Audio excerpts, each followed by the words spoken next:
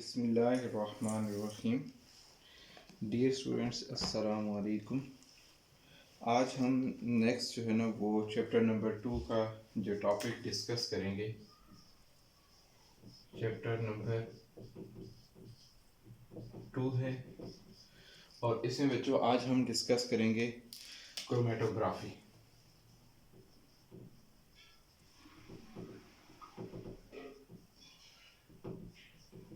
अब बच्चों क्रोमेटोग्राफी हमारे पास एक ऐसी एनालिटिकल टेक्निक है that is used for the separation of the mixture due to the different distribution of substance between stationary and mobile phase.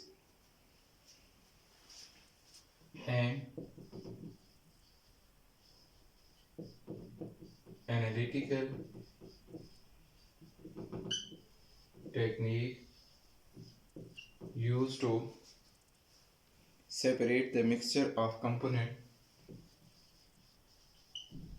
separate the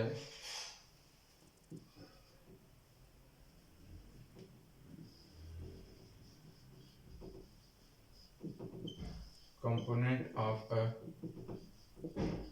mixture due to the different distribution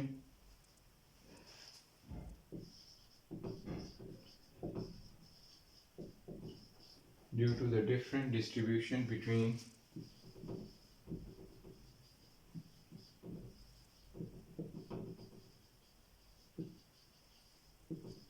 stationary and mobile phase। कि आपके पास जो components होंगे उनके stationery और mobile phase के साथ जो different affinities है, डिफरेंट डिस्ट्रीब्यूशन है, उसकी बेस पे हम कंपाउंड्स को जो कंपोनेंट्स हैं उनको सेपरेट आउट करेंगे। अब जो एक्चुअल में ये जो क्रोमेटोग्राफी है ना, ये जो वर्ड है ये ग्रीक लैंग्वेज के वर्ड से डिराइव किया गया है, क्रोमाटोस से। ये क्रोमेटोग्राफी का जो वर्ड है ये ग्रीक लैंग्वेज के वर्ड क्रोमाटोस से डिराइव किया गया है और क्रोमाटोस का मतलब होता है colour writing. Chromatos mean colour writing. तो अब इस क्रोमेटोग्राफी में दो चीजें हैं, एक आपके पास स्टेशनरी फेज है और सेकंड आपके पास mobile phase.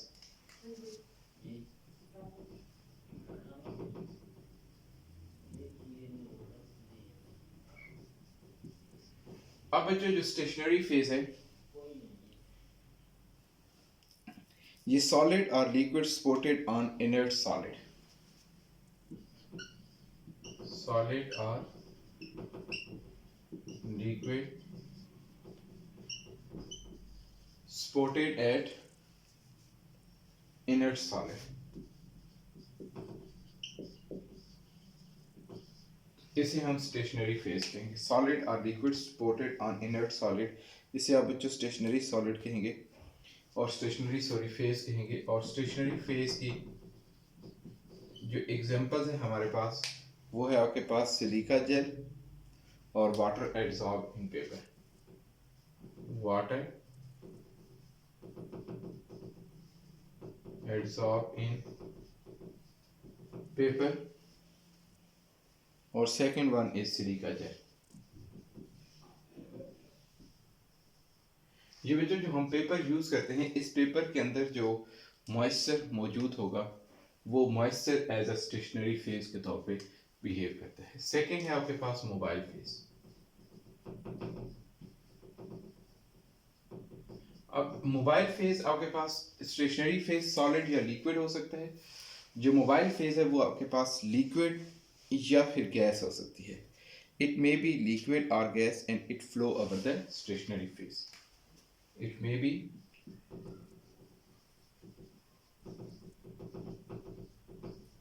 liquid or gas which flow over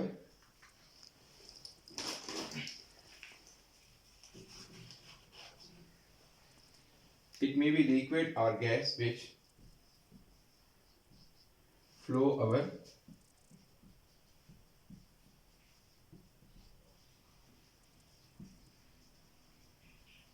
stationary phase, इसे आप मोबाइल फेज कहेंगे।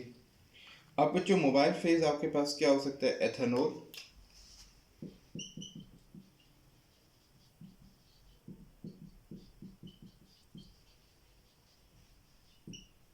एथेनॉल हो सकता है आपके पास, और एसीटोन,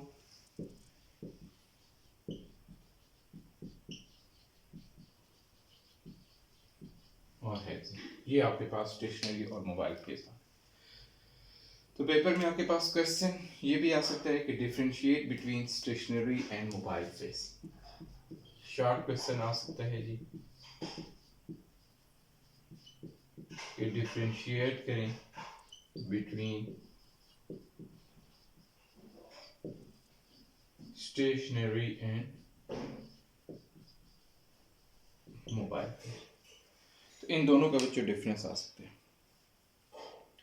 अब बच्चों आपके पास जो क्रोमेटोग्राफी है, ये तो इसमें डेफिनेशन होगी, और नेक्स्ट इसमें स्टेशनरी एंड मोबाइल फेज की बात हो गई। अब नेक्स्ट बच्चों हम लोग डिस्कस करते हैं कि जो क्रोमेटोग्राफी है इसका जो बेसिक प्रिंसिपल है वो क्या है, किस प्रिंसिपल पे ये काम करती है क्रोमेटोग्राफी। तो क्रोमेटोग्राफी का जो बेसिक बच्चों जो प्रिंसिपल है वो ये है, that is known as distribution law. ये पीछे भी हमने पढ़ा था, distribution law.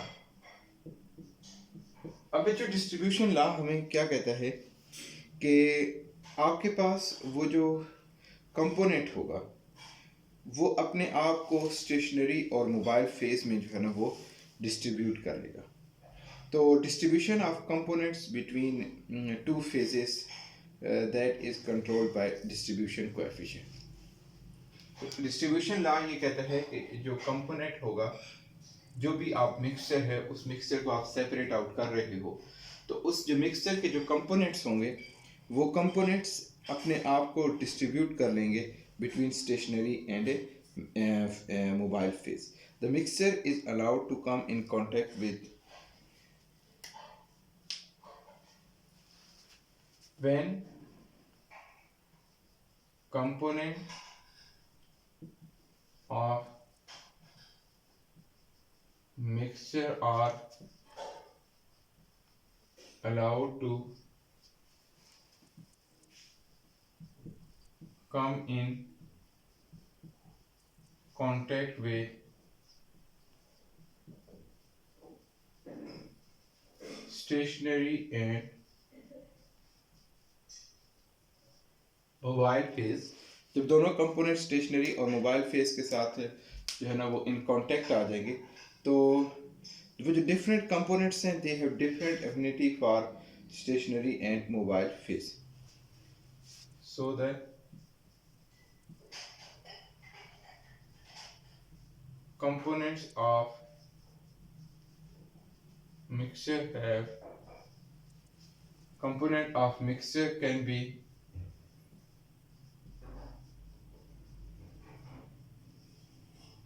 separated on the basis of their different affinity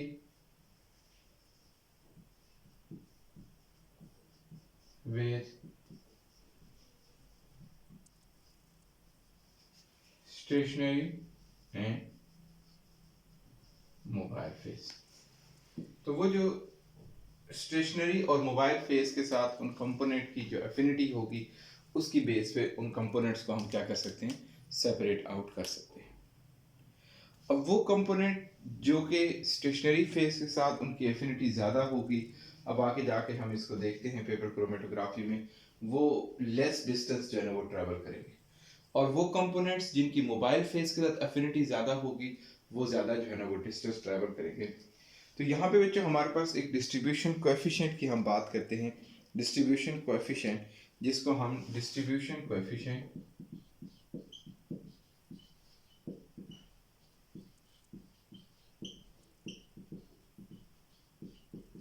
that is equal to K. तो डिस्ट्रीब्यूशन कोएफिशिएंट हमारे पास क्या है कि concentration of component in mobile phase, concentration of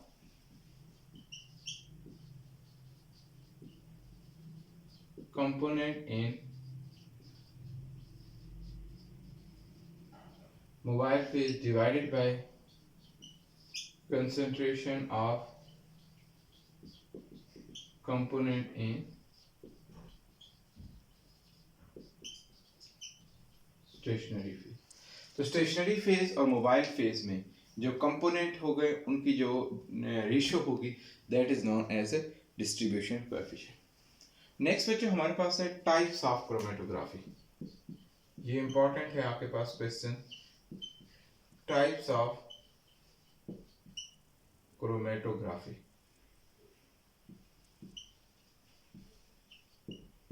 तो पेपर में इसकी डिफरेंस आ जाता है कि what is the difference between the types of chromatography. तो दो इसके टाइप्स है, एक आपके पास एब्जॉर्प्शन क्रोमेटोग्राफी है और सेकंड आपके पास पार्टीशन क्रोमेटोग्राफी है।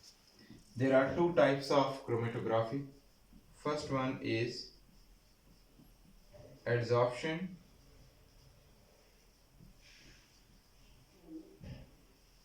Chromatography.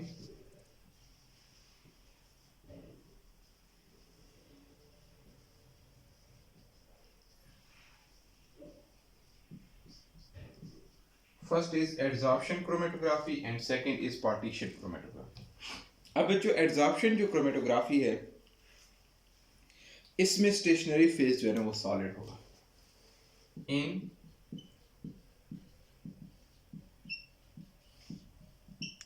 Adsorption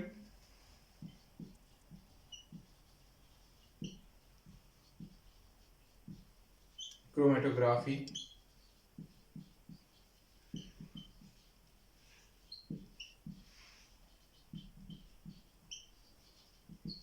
stationary phase is solid, which जो पार्टीशन क्रोमेटोग्राफी है इसमें स्टेशनरी फेज आपके पास लिक्विड होगा।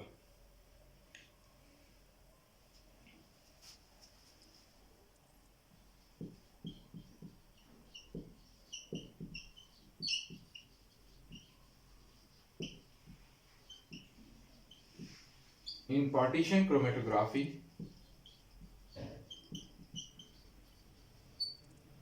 stationary phase is liquid supported our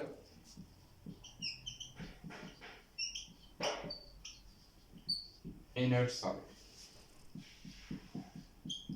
next बच्चों इन दोनों में जो डिफरेंस है वो ये है कि जो सोल्यूट के पार्टिकल्स होंगे are adsorb on the stationary phase during the separation.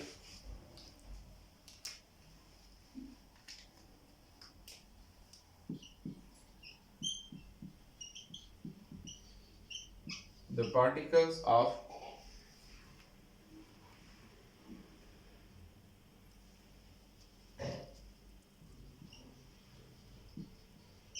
solute are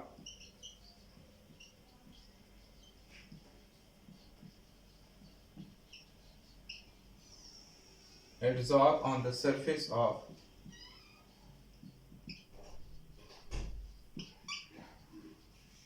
stationary phase। और पार्टीशन में क्या कहेंगे कि सोल्यूट जो है वो डिस्ट्रीब्यूट करेगा between stationary and mobile phase. Solute particles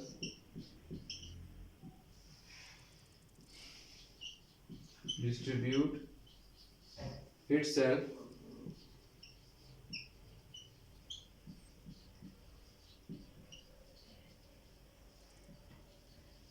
between stationary and mobile. Third बच्चों आपके पास इनकी एग्जांपल आ जाएगी। जो एब्जॉर्प्शन क्रोमेटोग्राफी है इसकी बच्चों एग्जांपल है आपके पास thin layer chromatography. Thin layer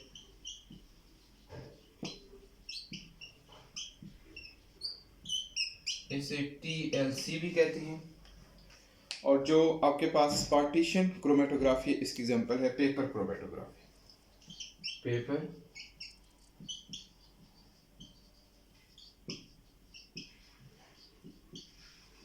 paper chromatography. तो ये बच्चों आपका यहाँ से एक और शॉर्ट क्वेश्चन हो गया। एक शॉर्ट क्वेश्चन पहले हमने पढ़ा कि what is the difference between stationary and mobile phase. Second बच्चों जो आपके पास शॉर्ट क्वेश्चन यहाँ से बनेगा वो है कि differentiate between adsorption and partition chromatography. Second जो आपके पास शॉर्ट क्वेश्चन बनेगा वो है कि what is the difference between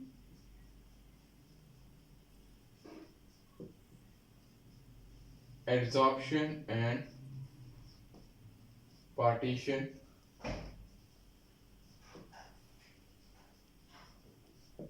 chromatography. तो अब बच्चों हमारे दो क्वेश्चंस हो गए। अब नेक्स्ट हम जो है ना वो इसमें पेपर क्रोमेटोग्राफी को देखते हैं और इसकी सारी बातों को हम एक्सप्लेन करने की कोशिश करते हैं। Paper chromatography. तो पेपर क्रोमेटोग्राफी, अब बच्चों जो पेपर क्रोमेटोग्राफी है अभी हमने कहा कि ये कौन सी टाइप है, ये आपके पास पार्टीशन टाइप, पार्टीशन क्रोमेटोग्राफी की टाइप है। जो पेपर क्रोमेटोग्राफी है that is an example of paper adsorption chromatography. Paper chromatography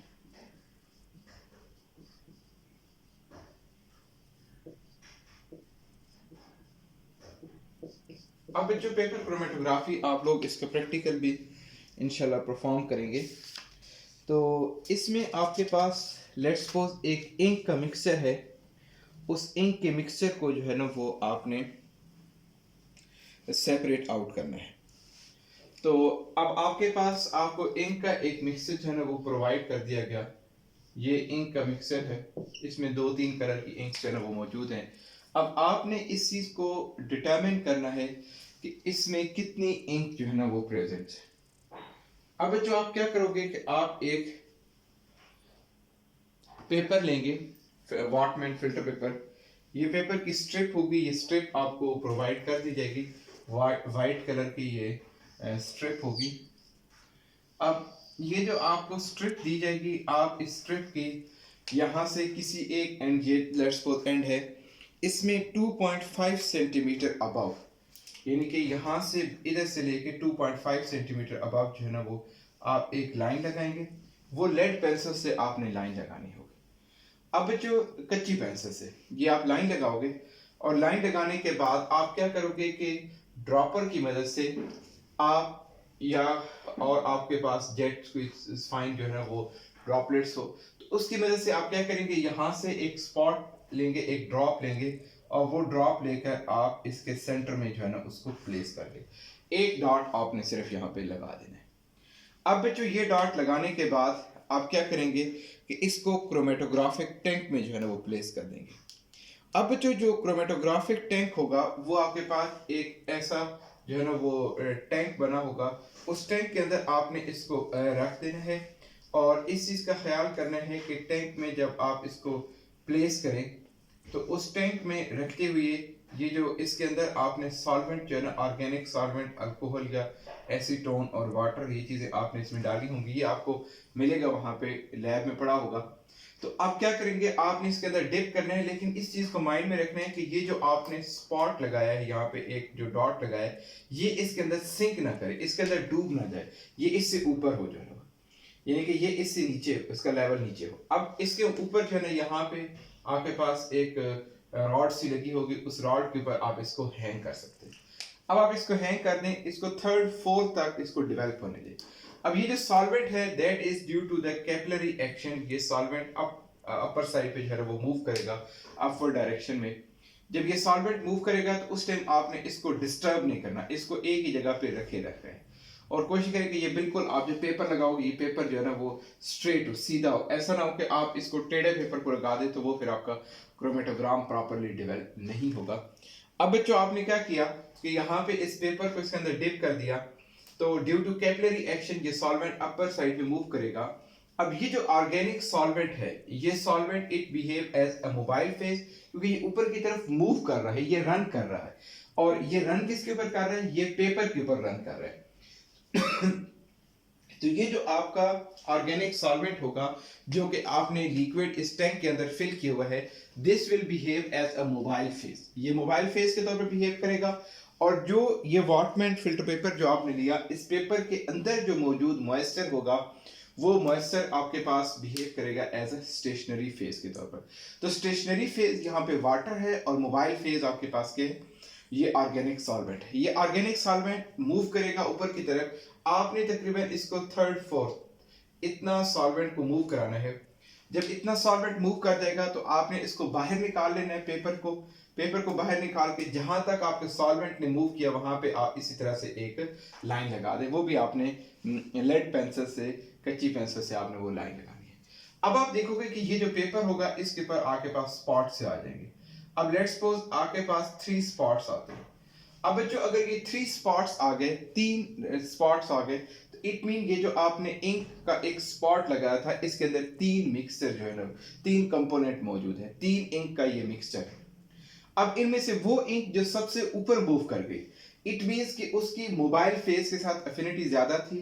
और मोबाइल फेज आपके पास क्या था, ये जो आप ऑर्गेनिक सॉल्वेंट ले रहे थे, this organic solvent behave as a mobile phase. इस ऑर्गेनिक सॉल्वेंट ने बिहेव करेगा एज अ मोबाइल फेज के तौर पे। और यहां पर आपके पास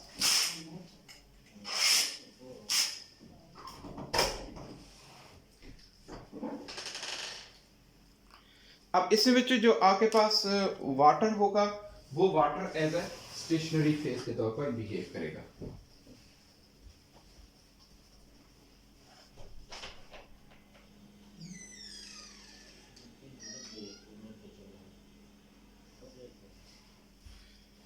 अब जो इसमें जो मौजूद वाटर है, जो फिल्टर पेपर के अंदर मौजूद वाटर होगा, तो वो water that will behave as a stationary phase. तो water as a stationary phase के तौर पर बिहेव करेगा। और जो आपके पास ऑर्गेनिक सॉल्वेंट है ये मोबाइल फेज के तौर पे काम करेगा। तो अब वो इंक जो सबसे टॉप पे मूव कर गया, लेट्स सपोज ये स्पॉट, तो इसकी मोबाइल फेज के साथ एफिनिटी ज्यादा थी। इस वजह से क्योंकि मोबाइल फेज मूव कर रहा था तो ये ज्यादा टॉप पे चला गया। वो स्पॉट जो कि नीचे रह गया इसकी स्टेशनरी फेज के साथ एफिनिटी ज्यादा थी, इस वजह से ये नीचे रह गया। तो अब जो ये आपका जो ड्राइड मिक्सचर होगा जिसमें डिफरेंट कलर जो है ना वो आपके सेपरेट आउट हो जाएंगे। अब इस पेपर को आप क्या नाम दोगे, क्रोमेटोग्राम का। इस पेपर को आप क्रोमेटोग्राम का नाम दोगे जिसमें आपने डिफरेंट कंपोनेंट्स को सेपरेट आउट कर दिया।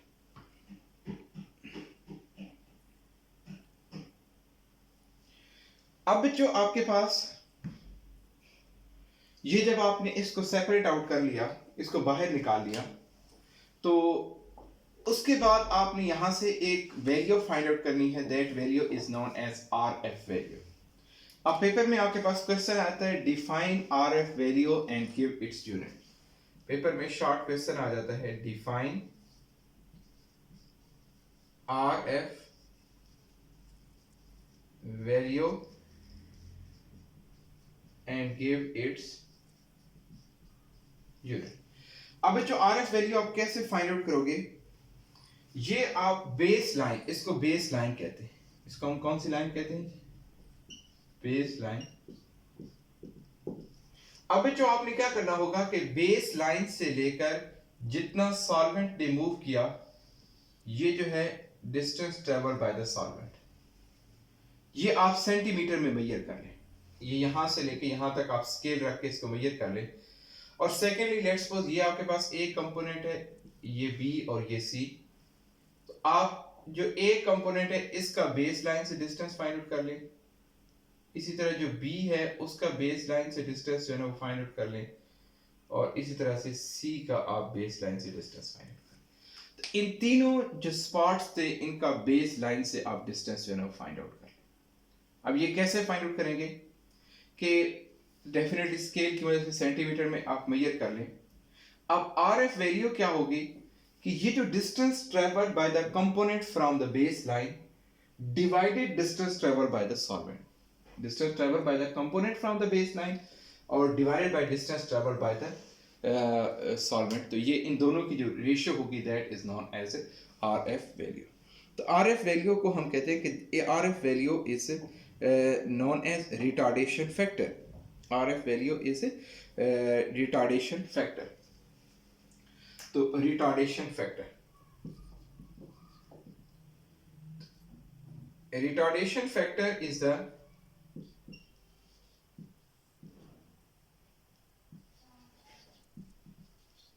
retardation factor is the